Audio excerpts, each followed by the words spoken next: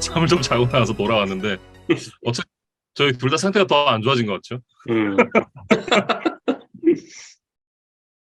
네, 어쨌든 빠르게 2부 시작해 보도록 하겠습니다.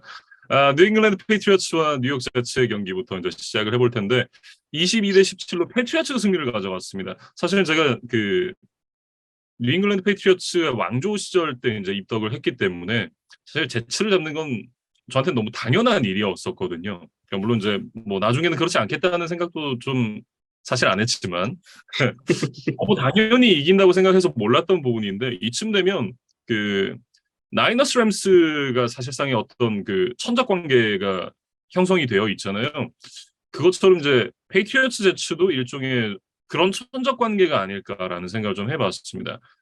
제츠와의 맞대결에서 이제 13연승을 이어가게 됐는데 사실 이제 뭐 공격 측면에서만 보면 좀 이기기 어려웠던 경기였다 이렇게 얘기를 해야 될 것 같아요. 뭐 토탈 야드가 99야드가 차이가 났고 뭐 대부분의 득점이 사실 그 필드골로 나왔기 때문에 좀 이 공격으로는 많은 득점을 좀 올리기 어려운 그런 경기였고 라몬드 스티븐슨을 제외하고 나면 공격에서 기여한 선수가 그닥 없다고 해도 좋을 정도로 다른 선수들의 역할이 좀 미미했거든요. 뭐 자코비 마이어스 뭐 이런 선수들이 뭐 터치다운도 하고 그 60야드 정도인가 뭐 기록을 하긴 했었는데 뭐 제외하고 나면 진짜 다른 선수들의 활약은 거의 없었다고 해도 좋을 만큼 공격적으로는 좀 미미했던 그런 패트리어츠였습니다.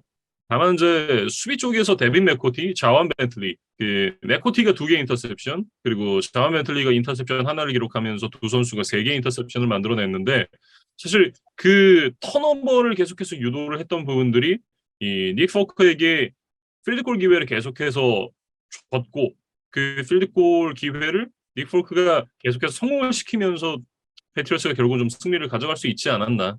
뭐 어떻게 보면 수비가 하드 캐리에서 이겼다. 뭐 이렇게 좀 정리를 해야겠죠. 음. 그리고 이제 제츠 이야기를 해보면 이제 상승세가 조금 끊겼어요. 이제 5승 3패로 이제 한 발짝 물러서게 됐는데, 잭 윌슨에 대한 좀 비판 여론이 좀 득세를 하고 있는 그런 최근의 내용입니다. 그러니까 제츠가 최근에 계속해서 좋은 모습을 보여주긴 했지만, 여기서 잭 윌슨의 지분을 높게 보는 사람은 뭐 팬분들도 그렇고 해외 전문가들도 그렇고 전혀 없었던 것 같아요. 그러니까 좀 자이언츠의 데니얼 존스처럼 어떻게 보면 좀 버스를 타고 이제 여기까지 왔었는데 이날도 보면 이제 355야드를 기록하기는 했지만 패스 성공률이 50%가 되질 않았고 인터셉션이 무려 3개나 있었습니다. 그러니까 사실 잭 윌슨이 기여했던 부분보다는 좀 팀의 공격을 좀 저해하는 그런 부분들이 더 많았다고 봐야 될 것 같고 결국에는 이제 브리솔의 공백이 좀 커 음, 보였다. 예, 늘 제츠가 지금 이번 시즌에 러싱 공격을 바탕으로 이렇게 점수들을 내고 뭐 상대들을 뭐 꺾고 이렇게 이제 왔었는데 이날 이제 제임스 로빈슨이 제츠 데뷔전에 치르기는 했지만 5번의 캐리에 17야드. 그러니까 아직은 좀 적응 시간이 필요해 보였거든요. 그러다 보니까 제츠의 공격력도 감소할 수밖에 없었고 그게 하필 또 패치전이었다는 게 또 제츠에겐 좀 안타까운 일이 아니었나 싶습니다. 저로서는 굉장히 좀 다행스러운 일이었던 것 같은데 그 말씀해 주셨던 대로 브리스올 선수의 공백이 굉장히 좀 커 보였습니다. 근데 브리스올 선수가 사실상 이제 시즌 아웃 부상을 당한 만큼 어 이제는 이제 브리스올 없이도 공격을 하는 법을 좀 제츠가 알아야 될 것 같다라는 생각이 드는데 그 부분을 이제 좀 해결하지를 못한다면 시즌 초반에 보여줬던 좋은 성적은 사실 이제 시즌 후반에는 좀 기대하기 어렵다라는 생각도 좀 드네요. 음.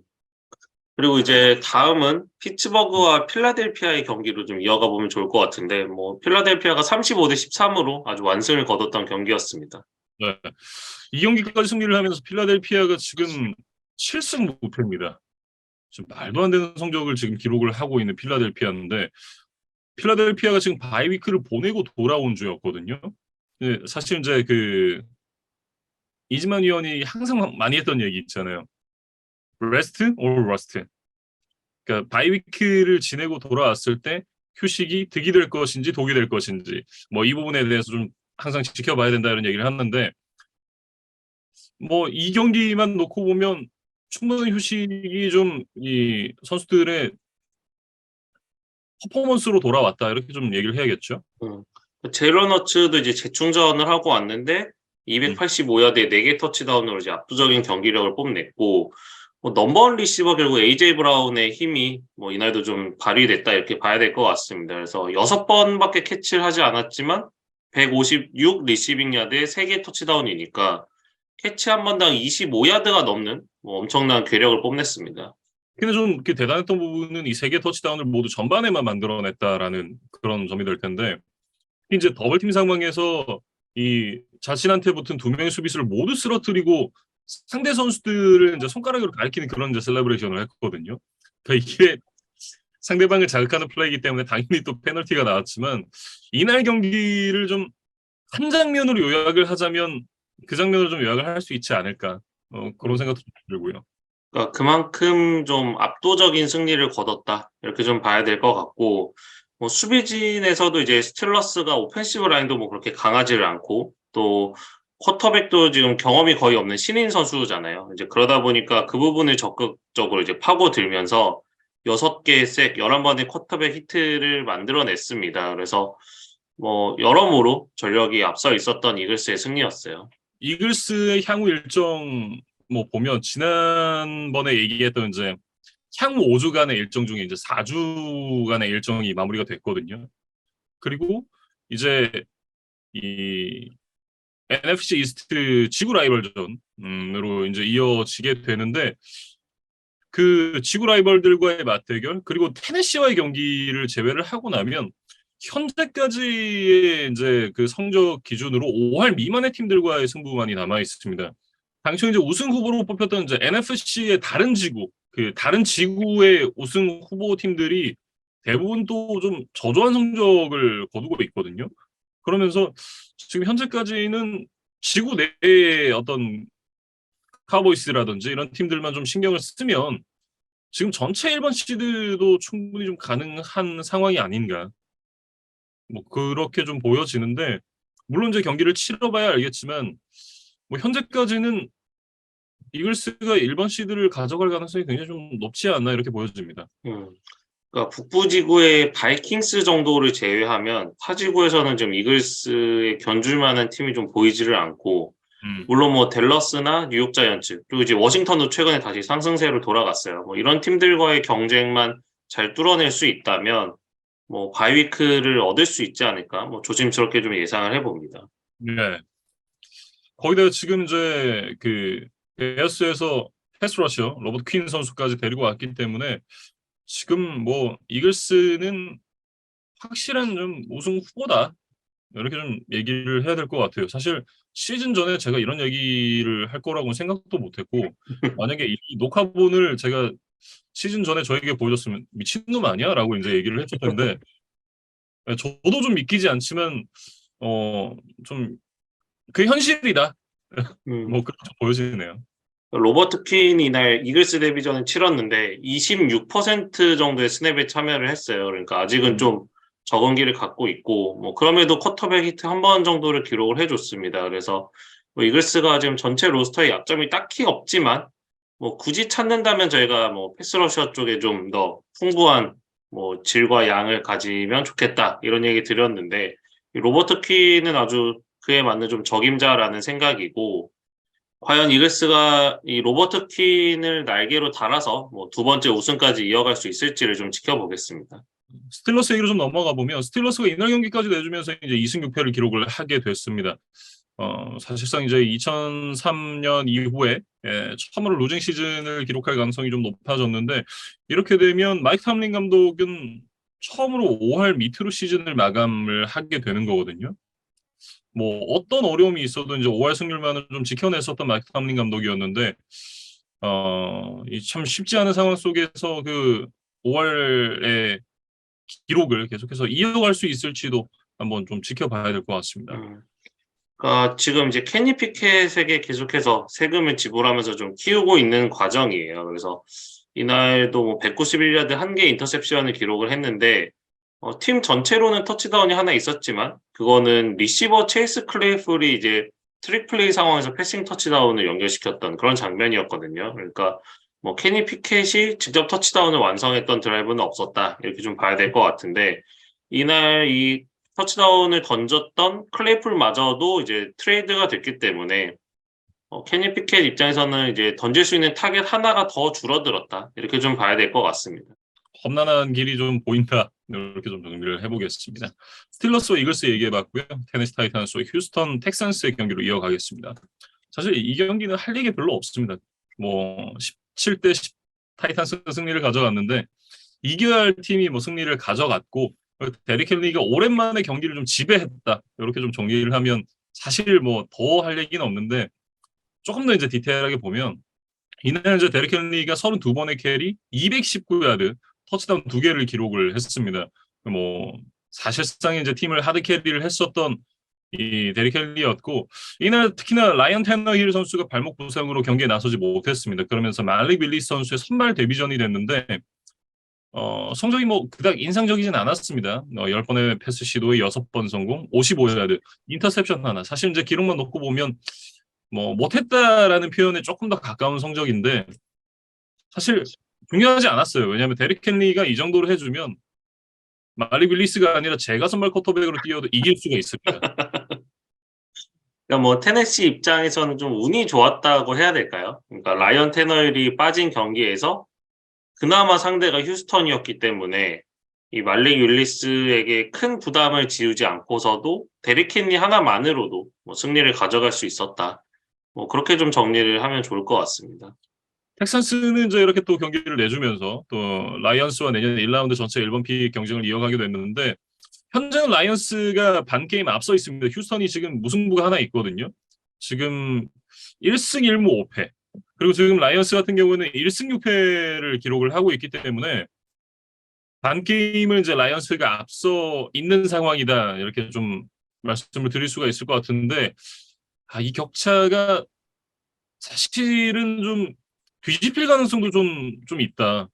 왜냐하면 라이언스가 지금 계속해서 이제 경기를 내주는 그런 상황들이 많지만 내용을 봤을 때는 좀 생각보다 아깝게 진다라는 그런 경기들이 많았거든요.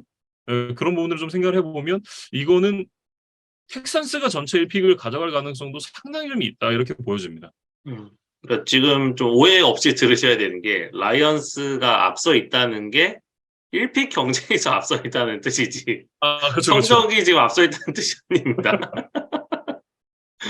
그래서 텍산스가 사실 뭐 넘버원 리시버 브랜든 쿡스를 이번 트레이드 마감 시간에 처분을 할 수도 있다. 뭐 이런 루머도 돌았는데 뭐 결과적으로 성사가 되지는 않았어요. 그럼에도 불구하고 뭐 데이비스 밀스도 지난 시즌에 보여줬던 가능성에 비해서는 계속해서 좀 지지부진한 모습을 뭐 보여주고 있기 때문에 휴스턴이 이번 시즌 내에 좀 반등을 이루기는 어려워 보입니다. 네.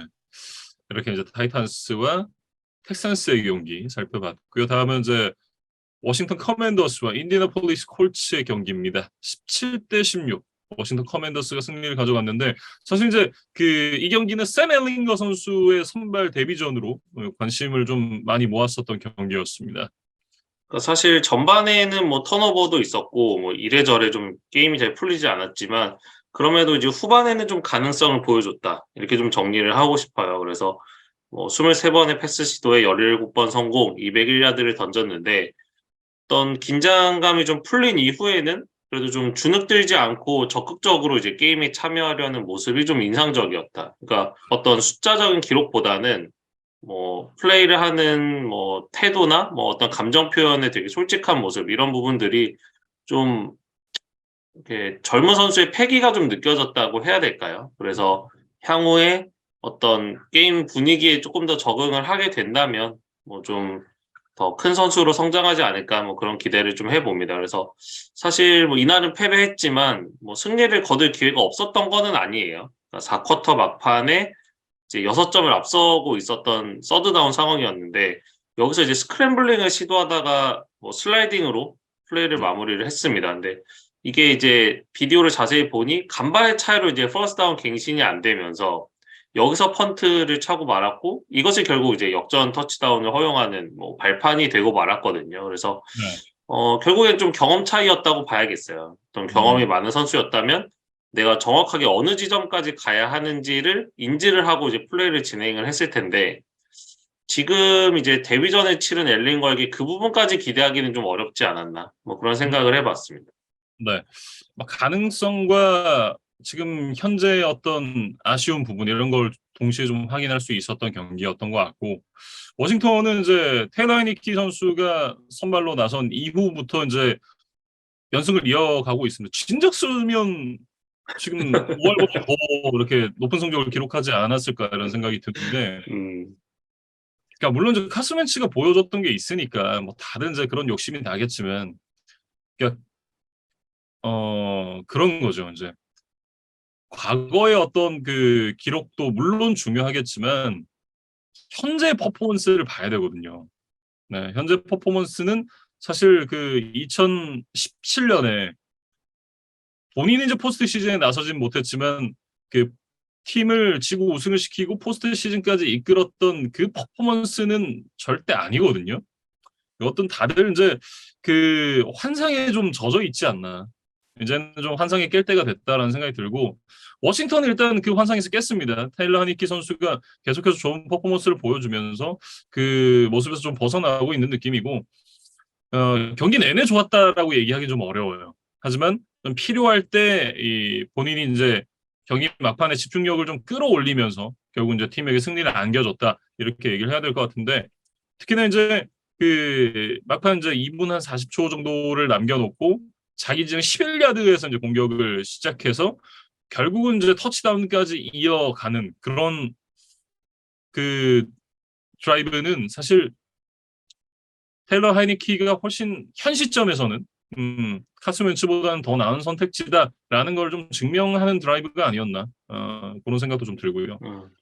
그 드라이브에서 사실 숱한 위기들이 있었는데 그것들을 잘 헤쳐나가면서 이제 터치다운을 만들어냈어요. 그래서 사실 포스트다운 상황에서 상대 수비에 또 거센 압박을 받으면서 거기서 그냥 경기가 끝날 뻔도 했는데 그거를 잘 피해내고 포스트다운 갱신을 했던 장면도 있었고 또 테리 맥러린에게 33야드 딥볼을 연계시키면서 단숨에 골라인 근처까지 또 들어갔습니다. 그래서 이 장면은 이제 스테판 길모어와 테리 맥러린의 뭐 거의 50-50 뭐 그런 상황이었는데 맥러린이 또 공을 거의 잡아 뜯어내면서 이 캐치에 성공을 했고 그 직후에 이제 벌어졌던 퍼스트 앤 골 상황에서 이게 사실 또 한두 번 막히면 이게 또 꼬일 수가 있는데 음, 하이니키가 사실 이런 뭐 저돌적인 뭐 러싱, 뭐 다이빙 이런 것들을 굉장히 잘하는 선수잖아요. 그래서 이 장면에서도 쿼터백 스닉으로 이제 몸을 날리면서 역전 터치다운을 만들어냈습니다. 그래서 뭐 저도 이 선수가 뭐 아주 완벽한 뭐 완성형 선수라는 생각은 들지는 않지만 일단 굉장히 공격적인 마인드를 가지고 좀 굉장히 투지 있게 좀 플레이를 한다. 이런 부분들이 좀 팬들 입장에서도 뭐 결과와 상관없이 좀 더 보는 재미가 있고 혹여 뭐 결과가 좋지 않더라도 좀 납득을 할 수 있는 그런 플레이들을 보여주는 선수가 아닌가 그렇게 평가를 하고 싶어요. 네. 이달 경기 이후에 이제 콜츠가 그 또 트레이드를 단행을 했습니다. 나임 하인즈를 버팔로로 보내고 러닝백 잭 모스와 조건부 6라운드 픽을 받아왔거든요. 이거는 사실 이제 콜츠가 이제 샘 엘링거 선수가 선발로 나서면서 이제 러싱의 비중을 좀 더 늘리겠다라고 이제 좀 생각을 했다라는 생각이 드는데 또 나이만 선수가 이제 패스 캐치의 강점이 있잖아요. 네, 그보다는 좀 더 이제 조나단 테일러의 부담을 덜어줄 수 있는 이 파워백 스타일의 이잭 모스 선수를 보강을 하면서 좀 더 이제 러싱을 다양화시키겠다. 뭐 이렇게 좀 생각을 한 것 같고 어떻게 보면 지금 앨런 선수가 전성기에 올라와 있기 때문에 나이만 선수가 또 빌스에 추가되는 건 빌스에게도 좀 괜찮다라는 생각이 들거든요. 그러니까 어떻게 보면 이 두 선수의 트레이드는 양 팀 모두에게 좀 윈윈이 될 수 있는 트레이드가 아닌가. 뭐 그렇게도 좀 보여집니다. 그러니까 두 팀의 현실을 좀 고려하면 이론적으로는 서로 좀 더 궁합이 잘 맞는 팀으로 간 것 같아요. 근데 이게 음, 어쨌든 실제 현실 세계에서도 그 이론이 그대로 적용이 될지 좀 지켜봐야 될 것 같고 한편 또 워싱턴은 이제 코너백 윌리엄 잭슨을 지금 25년 후반 라운드 픽이라고 되어 있습니다. 뭐 6 혹은 7라운드 픽이 아닌가 싶은데 사실상 뭐 방출 대신에 이제 최소한의 대가만 받고 넘겼다고 봐야겠어요. 그래서 캡 스페이스를 비우기 위해서 이제 잭슨을 내보냈는데 영입 당시에 좀 기대를 받았던 거에 비해서는 굉장히 좀 실망스러운 모습이었고 특히 이번 시즌 초반에 뭐 빅플레이를 많이 허용하는데 윌리엄 잭슨이 또 좀 뭐 원흉이 됐다고 해야 될까요? 그런 장면들도 좀 많으면서 시즌 중반에 이제 벤치행을 통보를 받았어요. 그래서 최근에는 경기에 나서지 않다가 결국 트레이드가 됐습니다. 그래서 잭슨이 사실 벵갈스 시절에는 이제 맨투맨 커버리지에 좀 강점이 있는 선수다 이런 평가를 받았는데 워싱턴은 좀 잭슨의 장점을 살려줄 수 있는 수비 스킴은 아니었던 것 같아요. 그래서 팀과 선수의 좀 궁합이 맞질 않으면서 결과적으로 좀 좋지 않은 결별을 하게 됐습니다. 네.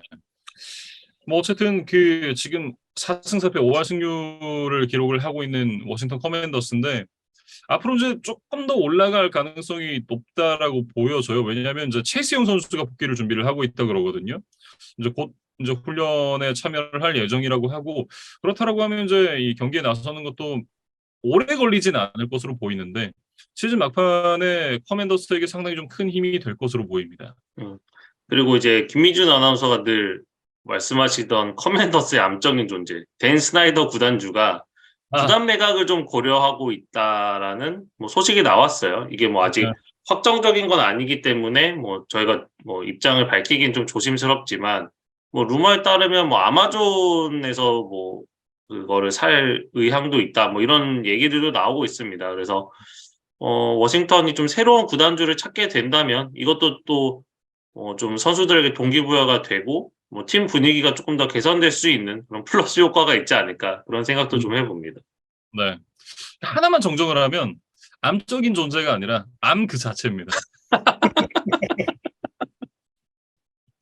네. 이렇게 워싱턴 커맨더스와 인디애나폴리스 콜츠의 경기 얘기를 해봤고요. 다음은 이제 샌프란시스코 49어스와 LA 램스의 경기입니다.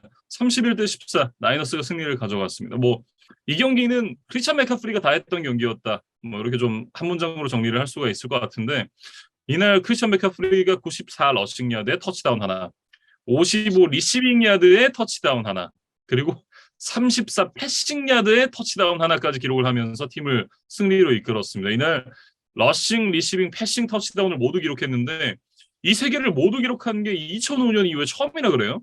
음. 그러니까 크리스찬 맥카프리가 참 다재다능한 선수잖아요. 근데 그동안에 팬서스는 맥카프리를 좀 100% 활용을 못하고 있었던 건 아닐까. 오히려 이런 생각이 들고, 이 칼 셰넌이라는 좀 창의적인 뭐 감독을 만나서 맥카프리가 뭐 건강만 유지를 할 수 있다면, 이날처럼 좀 다방면에서 좀 계속해서 좋은 모습을 보여줄 수 있지 않을까. 좀 그런 기대를 해봅니다. 네. 그리고 이제 그 앞서 저 페이트리어츠와 제츠에 대해서 얘기를 할 때도 잠깐 얘기를 했었는데 원래 이제 진정한 천적 관계는 나이너스 램스거든요. 어떻게 이제 그 잘 나가다가도 물론 이제 올 시즌에 좀 부침이 있긴 합니다만 항상 잘 나갈 때도 나이너스만 만나면 작아졌었던 램스였는데 이날 경기에서도 또 패배를 했습니다. 지난 시즌 NFC 챔피언십에서 만나서 램스가 이겼던 걸 제외하고 나면 지금 정규 시즌에서는 8연패입니다. 그러면서 이제 LA 램스가 다시 한번 5할 밑으로 이제 내려가게 됐는데 사실 이제 지난주에 바이위크를 갖고 돌아왔기 때문에 어떻게 보면 이제 좀 샌프란시스코와의 경기를 준비할 그런 시간이 좀 충분했었던 것으로 보여지는데 그 바이위크 역시도 이제 최근에 상대 전적의 약세를 좀 막기에는 역부족이었다 이렇게 보여지네요. 그러니까 램스 입장에서는 트레이 랜스가 부상으로 빠진 것이 좀 오히려 아쉬웠을 것 같다. 그러니까 사실 뭐 나이너스에게 약한 것도 있지만 이 가로폴로를 만나서 늘 좀 고전을 했던 것이 사실이었거든요. 근데 뭐 나이너스가 알아서 주전 쿼터백을 바꿔주면서 좀 천적 관계를 청산할 좋은 기회였는데 이게 또 랜스의 부상으로 뭐 좀 뜻대로 되질 않으면서 램스가 다시 한번 좀 패배를 기록할 수밖에 없었습니다. 이게 또 두 팀 모두에게 또 해당이 되는 얘기인데 나이너스의 전성기를 이끌었었던 단장이자 션 맥베이의 할아버지 존 맥베이 씨가 이제 지난 월요일 91의 나이로 이제 타계를 했습니다. 이분이 이제 그 션 맥베이의 할아버지로만 이제 좀 알고 계신 분들도 많으실 것 같은데 나이너스의 전성기 그 왕조 시기에 이제 그 플레이어 퍼스널 바이스 프레지던트부터 시작을 해가지고 단장까지 역임을 하면서 5개의 반지를 모두 이제 갖고 있는 그런 분이고, 이분이 이제 나이너스의 그 바이스 프레지던트로 와가지고 첫 번째 했던 일이 왜 드래프트 전에 이제 조 몬테나가 이렇게 인기가 없는지를 좀 알아보는 것이었다 그래요. 그래서 뭐 실제로 이제 그 조 몬테나가 다녔던 이제 학교의 감독들을 만나보고 뭐 이런 이제 조사들을 하고 다녔는데, 그 감독 중에 하나가 그런 얘기를 했다 그래요. 뽑아라. 뭐 이런 얘기를 했고, 결국은 이제 이 나이너스가 조 몬테나를 뽑으면서 이제 왕조가 시작이 된 거죠. 그 일을 이제 시작으로 나중에는 이제 단장으로 승진을 해서 뭐 뽑았던 선수가 뭐 스티브 영 뭐 이런 선수들이었고, 음, 팀의 그 전성기를 이끌었던 그런 이제 뭐 단장이었다. 이렇게 좀 정리를 할 수 있겠습니다. 음. 좀 이제 뭐 이 장수를 하시긴 했지만 또 누군가가 이렇게 또 타계를 하는 일은 굉장히 또 슬픈 일이잖아요. 예. 어쨌든 또 본인의 명복을 빌겠습니다. 음. 션 맥베이 감독이 저희가 뭐 풋볼 금수저다 이런 이야기들을 많이 했었는데, 그게 아, 이 존 맥베이 씨부터 뭐 시작된 뭐 집안의 전통이라고 해야 될까요? 뭐 그런 건데, 어쨌든 또 안타까운 이제 NFL에서는 이제 별을 하나 잃었다 이런 생각이 좀 듭니다. 금수저라는 표현은 조금 모자라지 않나라는 생각이 좀 들더라고요. 사실 저도 이제 그 존 맥베이 씨에 대해서는 이렇게 막 잘 알지 못했는데, 워낙 이제 또 옛날 분이시고 뭐 전성기 나이너스는 제가 실제로 이제 눈으로 본 팀이 아니기 때문에 아무래도 그런 그 임팩트나 감흥이 좀 덜할 수밖에 없는데, 좀 알아보다 보니까 훨씬 더 대단한 분이었고, 맨날 이제 제가 금수저 얘기를 했는데 오늘부터는 이제 다이아 수저로 좀 격상을 시켜야 되지 않을까. 예, 네, 그런 생각 좀 해봅니다. 네. 이렇게 이제 라이너스와 램스의 경기에 대해서 잠깐 얘기를 해봤고, 자이언츠와 시혹스의 경기로 이어가 보겠습니다. 27대 13, 시애틀 시혹스가 승리를 가져갔습니다. 사실 이제 그 두 팀 모두 5할 이상의 승률을 기록을 하고 있고, 예상 외의 선전을 지금 하고 있는 그 두 팀이거든요. 그 두 팀이 이제 맞붙었는데 결국 이제 치열한 승부 끝에 시애틀이 승리를 가져갔습니다. 사실 경기 전에는 저희가 지난주에도 언급했지만 세이ኳ안 바클리와 케니스 워커, 이 잘 나가고 있는 두 명의 러닝백의 맞대결이 좀 기대가 된다 이런 말씀을 드렸었는데, 사실 막상 뚜껑을 열어보니까 두 선수 모두 좀 상대 수비의 집중 견제에 시달리면서 캐리당 3야드를 넘지를 못했거든요. 그러니까 사실 이날 두 선수가 주인공은 아니었다고 해야겠습니다. 근데 그럼에도 뭐 굳이 비교를 하자면 케니스 워커가 그래도 경기 막판에 쐐기 터치다운을 하나 성공시키면서 뭐 판정승을 거둔 게 아니냐 뭐 이런 정도로 이야기를 해야 될 것 같고, 음. 사실 이날 경기의 주인공은 뭐 여러 가지 의미로 시애틀의 넘버 리시버 타일러 로켓이었다고 그렇게 이야기를 해야 될 것 같습니다. 네. 뭐 이날 경기에서 좀 팬들을 들었다 놨다 뭐 이렇게 했던 그 타일러 라켓이었는데, 확실하게 좀 이 100% 컨디션은 아니었던 것으로 보였어요. 뭐 그러니까 몇몇 상황만 좀 말씀을 드리면, 자기 진영 골라인 근처에서 이제 패스를 받아서 이제 전진을 해야 되는 상황이었는데 펌블을 또 허용하면서 제 공격권을 넘겨줬거든요. 그러면서 상대에게 손쉬운 동점 기회를 내줬었고, 그리고 이제 이후에도 결정적인 터치다운 기회에서 이제 드랍을 또 하면서 이 팬들이 탄식을 하는 그런 장면도 있었습니다. 사실 로켓이 햄스트링과 이제 갈비뼈 부상 때문에 이날 경기 나올 수 있겠느냐라는 뭐 이야기도 많았는데, 어쨌든 출전을 강행을 했었고, 뭐 그러다 보니까 좀 이렇게 경기 초반에는 좋지 않은 모습들이 연달아 나왔던 것 같아요. 근데 그럼 저도 이제 경기를 보다가 이번 경기에서 좀 로켓을 안 써야겠다 이런 생각을 하던 찰나였는데, 4쿼터 중반에 이제 자신의 클래스를 보여주는 한 장면이 있었습니다. 그래서 당시에 이제 13대 13 동점이었는데, 상대 수비수와 1대1 대결에서 또 환상적인 뭐 더블 무브 스텝을 통해서 이제 수비를 제쳐냈고, 이게 33야드 이날 리시빙 터치다운으로 연결이 됐거든요. 그러면서 이게 결승점이 됐으니까 뭐 타일러 로켓이 좀 결자 해지를 했다 이렇게 좀 봐야 될 것 같고, 로켓의 인터뷰에 따르면 이제 사실 앞선 장면에서 실수를 하면서 다소 좀 생각이 많았었는데, 피트 캐롤 감독이 직접 다가와서 이제 격려를 해줬던 것이 자신이 이렇게 뭐 결승 터치다운을 만들어내는 원동력이 됐다. 이렇게 좀 밝히더라고요. 그래서 사실 피트 캐롤 감독이 이제 굉장히 고령의 나이임에도 불구하고 이렇게 선수들과 직접 열정적으로 소통을 하면서 리더십을 여전히 발휘하고 있다. 뭐 이런 걸 좀 확인할 수 있었던 장면이었습니다. 네.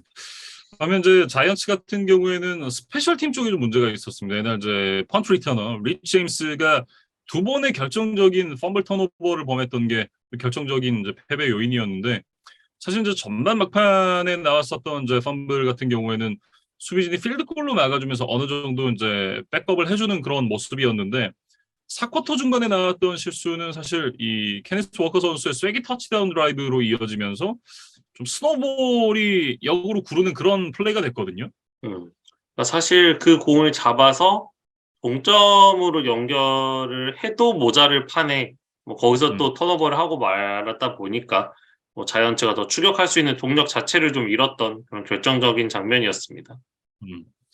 그리고 이제 경기 막판에 또 재밌는 장면이 하나 있었는데, 이날 이제 그 지노 스미스 선수가 스크램블링으로 퍼스트 다운을 만들어내는 상황에서 그 피트 캐롤 감독이 이제 사이드라인에 있다가 라인 심판, 그 라인 쪽에 이제 심판이 서 있잖아요.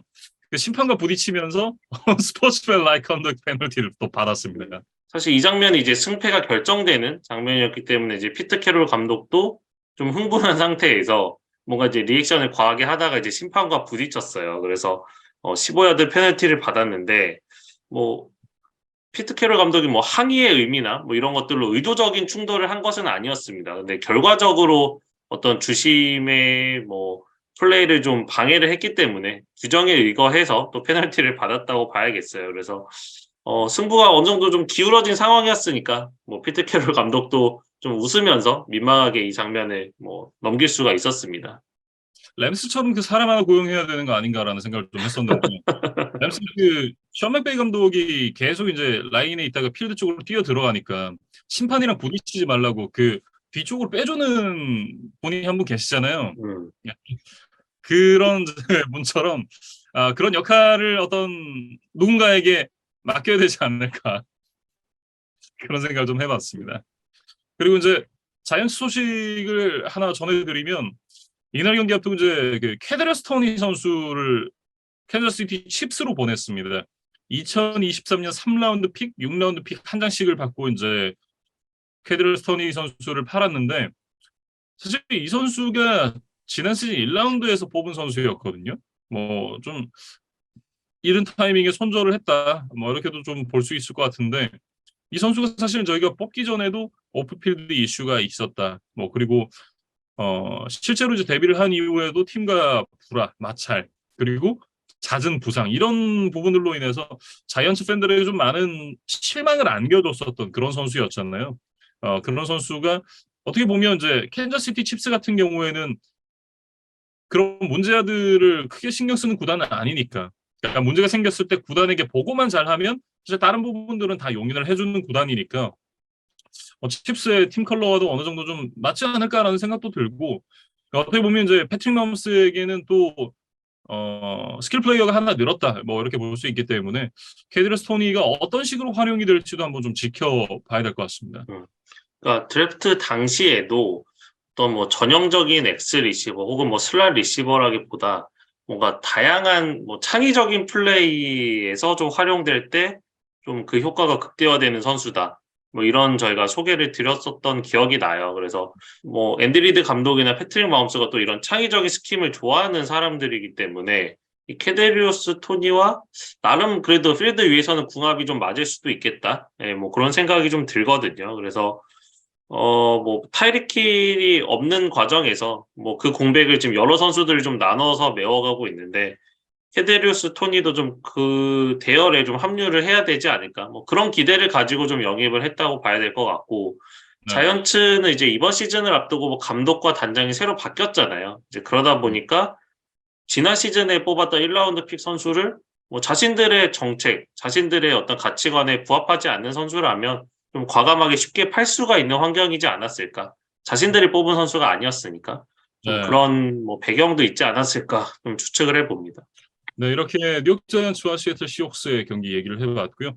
다음은 이제 그린베이 패커스와 버팔로 빌스의 선데이 나이트 풋볼 경기를 이어가 보겠습니다. 27대 17 빌스가 승리를 가져갔습니다. 사실 이제 시즌 시작 전에 선데이 나이트 풋볼로 이 경기를 배정을 했을 때는 AFC 쪽의 우승 후보 버팔로, 그리고 NFC의 영원한 강호, 영원한 우승 후보 그린베이. 와, 이거 그림 좋은데? 라고 생각을 해서 그 방송국에서 이제 이 경기를 픽을 했을 텐데, 역시 이제 뚜껑을 열어봐야죠.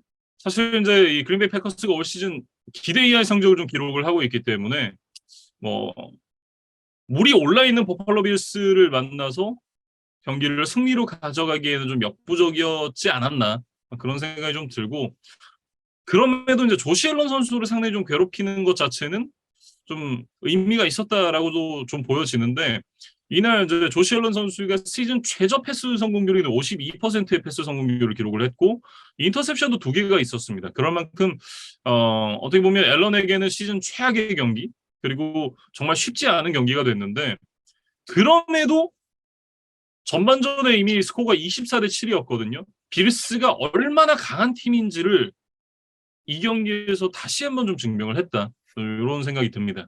그러니까 조시 앨런이 좀 저점을 찍었음에도 불구하고 이렇게 전반에 많은 리드를 가져갔다는 거는, 글쎄요, 뭐 두 팀의 기본적인 어떤 체급 차이가 좀 났던 게 아닌가.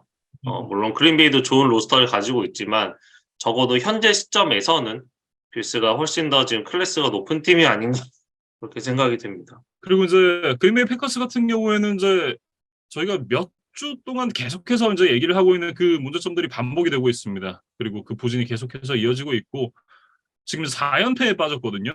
근데 이 4연패가 2016 시즌 이후에 처음으로 기록한 4연패라고 해요.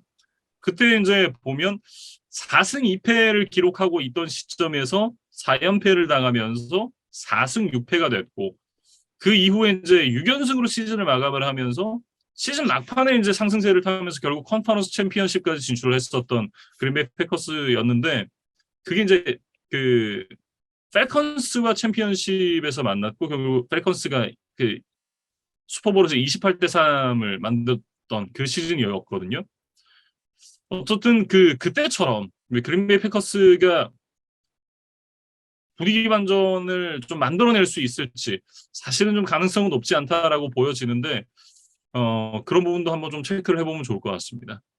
일단 빠르게 연패를 끊어내는 게 무엇보다 중요할 것 같아요. 그러니까 로저스가 그래도 이제 클래스가 있는 선수이기 때문에 한 번만 좀 분위기를 바꿀 수 있으면 이걸 또 연승으로 이끌어 나가는 힘이 또 있는 선수잖아요. 그래서 지금 뭐 이번 주는 이제 워낙 강한 상대를 만났다 보니까 좀 어려웠는데, 다음 주 디트로이트와의 경기에서 이제 연패를 일단 끊어내는 것이 좀 급선무일 것 같습니다. 일단 이제 그 로저스가 올 시즌 내내 좀 불만이 많습니다. 스킬 플레이어들이 마음에 안 든다라고 이제 계속해서 좀 그 방송에도 티를 내고 뭐 이러고 있는데, 놀랍게도 또 이제 트레이드 데드라인을 앞두고는 그런 얘기를 했다 그래요. 우리가 줘야 되는 보상이 너무 터무니가 없다. 이거 말도 안 된다. 그러면서 브라이언 구트컨스트 단장과 좋은 대화를 나눴고, 나는 브라이언을 믿는다, 뭐 이런 얘기를 또 했다고 하는데, 실제로 이제 패커스가 체이스 클레이풀의 영입에 대해서 관심이 좀 있었다 그래요. 실제로 제안도 했었고, 그러면 이제 그 스틸러스가 이 베어스를 픽해서 트레이드를 했던 건 베어스의 성적이 좀 더 좋지 않을 것이다. 실제로 이제 그 패커스가 스틸러스에게 제안했던 그 대가가 베어스가 스틸러스에게 제안했던 대가랑 똑같았다 그랬거든요. 네, 그런 이제 얘기들이 있었는데, 그럼에도 이제 베어스를 선택을 했던 건 베어스의 성적이 더 나쁠 것이다라고 예상을 했기 때문이다. 뭐 이렇게 얘기가 나오는데, 실제로 이제 뭐 어떻게 될지는 또 한번 봐야겠죠. 뭐 이대로라면 사실 그린베이가 더 나쁜 성적을 기록할 가능성도 꽤 있어 보이거든요. 그러니까 같은 2라운드라도 이제 그 시즌의 최종 성적에 따라서 드래프트 픽 뭐 순번은 달라지는 거니까 스틸러스가 아마 그것까지 좀 고려해서 이제 베어스와의 거래를 선택한 것으로 보입니다. 패치를 보면서도 느끼지만 패커스도 마찬가지고 참 영원한 강팀도 없고 영원한 약팀도 없다, 뭐 이런 생각도 좀 드네요. 네. 이렇게 패커스와 빌스의 경기 좀 얘기를 해봤고요. 다음은 이제 신시내티 벤갈스와 클리블랜드 브라운스의 먼데이 나이트 풋볼 경기로 이어가 보겠습니다. 32대 13. 이제 이 경기에서 브라운스가 승리를 가져갔는데 사실 저는 이제 이 경기를 보면서 선수들이 좀 많이 힘들었겠다 그런 생각을 했습니다. 두 팀의 이제 팀 컬러가 워낙 비슷하다 보니까 특히나 유니폼도 이제 뭐 상하이 색깔은 좀 다르지만 헬멧 색깔 똑같고 이제 이런 그 상황 속에서 선수들이 정말 헷갈렸겠다. 특히 이제 쿼터백 선수들이 정말 많이 헷갈렸겠다 이런 생각했거든요. 저희가 가끔 축구 게임을 하다 보면 유니폼 색깔을 똑같이 선택해서 뭐 좀 해보다가 뭐 다시 게임을 하고 이런 경우들이 종종 있는데 뭐 양 특히 이제 팀이 지구 잘하는 라이벌인데 네. 뭐 둘 다 주황색을 이제 기본 팀 컬러로 하다 보니까 아마 이런 일들이 발생하는 것 같습니다. 특히 이제 그 앞서 말씀해주신 이제 컴퓨터 게임 같은 경우에는 잘하는 친구를 만났을 때 어떻게든 이제 눈속임이라도 좀 해보겠다고 이제 선택하는 경우가 많거든요. 예, 뭐 저도 사실 그런 경험도 있고 제가 당해본 경험도 있고 제가 해본 경험도 있는데 좀 그런 이제 그 어떤 그 착시 효과가 선수들에게 좀 있지 않았을까 이런 생각이 좀 들고요. 경기 내용 자체는 좀 그 예상하지 못했던 대로 흘러갔습니다. 이날 이제 브라운스가 3쿼터까지 25대 0으로 앞서면서 사실상 뭐 경기를 지배했다 이렇게 좀 얘기를 해야 될 것 같은데 이날 이제 아마리 쿠퍼가 5번의 캐치에 131야드 터치다운 하나 그리고 닉 첩이 101 러싱 야드에 2개의 터치다운을 기록을 했습니다. 그리고 이제 디펜스에서도 사실 최근에 브라운스가 많은 러싱 야드를 좀 허용하는 그런 것들이 좀 문제점이었는데 이날은 이제 벵갈스의 뭐 훌륭한 러닝백인 조 믹슨을 맞아서 27야드밖에 내주지를 않으면서 뭐 벵갈스의 공격을 좀 제어하는 데 성공을 했습니다. 벵갈스 같은 경우는 사실 자말 체이스 선수의 공백이 좀 크게 느껴졌던 경기였는데 이게 자말 체이스 선수 하나 빠졌다고 이렇게까지 망가졌나? 라는 생각이 좀 들 정도로 이날 공격이 좋지 않았거든요. 물론 이제 경기 막판에 또 뭐 터치다운도 만들어내고 이런 득점을 하는 모습도 있긴 했습니다만 글쎄요. 사실 뭐 가비지에서 나왔던 그런 플레이였기 때문에 그 플레이는 사실 의미가 없다라고 봐야 되고 25대 0까지 벌어진 상황 속에서 자말 체이스의 공백이 굉장히 크게 느껴졌던 경기였다. 그렇게 좀 얘기를 해야 될 것 같습니다. 그러니까 벵갈스 오펜스의 전투력이 좀 급격하게 하락한 느낌이었고 체이스가 지금 당장 뭐 가까운 시일 내에 지금 복귀를 할 수가 없다는 진단을 받았기 때문에 벵갈스가 좀 남은 시즌 계속해서 이 부분이 좀 고민거리가 되지 않을까 뭐 이런 생각이 들고 조버로우가 이날 이제 또 패배를 기록을 했는데 브라운스 상대 지금 커리어 4전 전패를 당하고 있거든요. 그러니까 사실은 뭐 지난 시즌 같은 경우는 신시내티가 뭐 훨씬 더 좋은 성적을 기록했음에도 불구하고 이런 좀 뭐 좋지 않은 징크스가 있다는 거는 좀 빨리 깨버려야 되지 않을까 이런 생각이 들고 뭐 향후에 벵갈스에서 선수 생활을 계속해서 이어간다는 전제 하에 뭐 매년 2번씩 만나야 되는 상대거든요. 네, 이런 뭐 안 좋은 전적은 좀 더 쌓이기 전에 최대한 빠르게 좀 끊어낼 필요가 있어 보입니다. 네. 그리고 이제 카리먼트의 트레이드 루머가 상당히 좀 많았었는데 결국 이제 트레이드는 성사가 되지 않았습니다. 사실 이번 트레이드 마감 시한에 이제 유독 러닝백들의 이동이 좀 많았다는 생각이에요. 뭐 여러 가지 이유가 있겠지만 뭐 제가 한 가지를 좀 추측을 해보자면 러닝백이 그래도 좀 바꿔 끼우기 좋은 포지션이다. 그러니까 시즌 중반에 새로운 선수를 데리고 와도 다른 포지션보다는 좀 약간 독립적으로 뭐 움직이는 선수다 보니까 좀 쉽게 대체가 되고 쉽게 적응을 할 수 있다고 좀 팀들이 생각하는 것은 아닐까 뭐 이런 생각을 좀 해봤고 뭐 그러다 보니까 사실은 좀 공급이 많았던 이번 뭐 데드라인이라고 봐야겠어요. 그러다 보니까 브라운스는 이제 카리먼트를 내놓는 뭐 조건으로 이제 받고 싶은 이제 대가가 있었는데 뭐 수요가 그에 좀 미치지를 못했다. 그러니까 그 정도의 대가를 지불하는 팀은 좀 나타나지 않았다. 이런 이제 뭐 지적들이 있더라고요. 이제 그러다 보니까 뭐 헌트가 뭐 결과적으로 이제 잔류를 하게 됐는데 뭐 이렇게 된 이상 뭐 드셔놨으니 오기 전까지 최대한 좀 많은 승리를 쌓아가면서 뭐 시즌 막판에 한번 승부수를 걸어봐야 될 것 같습니다. 네. 점점 이제 뉴스가 나오는 게 그 텍사스전에 곧바로 이제 나올 것이다 이런 얘기들이 나오고 있거든요. 상당히 좀 벌써부터 기대가 되는데 돌아와서는 이제 디셔 왓슨이 어떤 모습을 보여줄지도 한번 또 지켜봐야겠죠. 이렇게 이제 신시내티 벵갈스와 클리블랜드 브라운스까지 이번 주에 펼쳐졌던 경기를 다 한번 짚어봤습니다. 유난히 좀 힘들었던 한 주였던 것 같아요. 정말.